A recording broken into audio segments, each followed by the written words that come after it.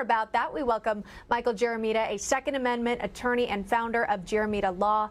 And, Michael, we also heard in the president's speech, and I'm reading from it directly, saying, quote, "If we don't win, your Second Amendment doesn't have a chance. I can tell you that. I have totally protected it." That was from a speech last night. What'd you make of the president's speech when it comes to calling out the violence and also defending Americans' rights to bear arms?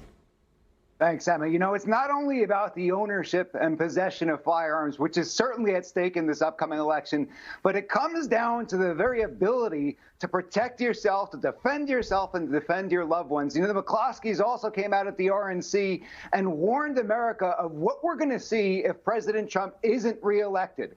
And people thought the McCloskeys situation was bad. Now we see Rittenhouse over in Kenosha. Here's a guy who tried everything he could to flee. He's got people throwing things at him, people approaching him. Somebody tries to reach for his firearm, grab it from him. He defends himself. He runs away again. He falls to the floor. They've got somebody who comes down, a mob of people. Somebody hits him in the head with a skateboard and tries to grab his firearm. He defends himself. Another man with a firearm approaches him and tries to grab his firearm. He shoots him in the arm. And what are the headlines in the media? They're absolutely disgusting. They're that some gunmen came out and killed a couple of protesters, as if they were standing there with signs in the street peacefully, and this guy murdered them in cold blood. Yeah. People think it's bad right now with President Trump in office. Could you imagine what the alternative will be, what the political climate will be if we've got a Biden and Harris presidency?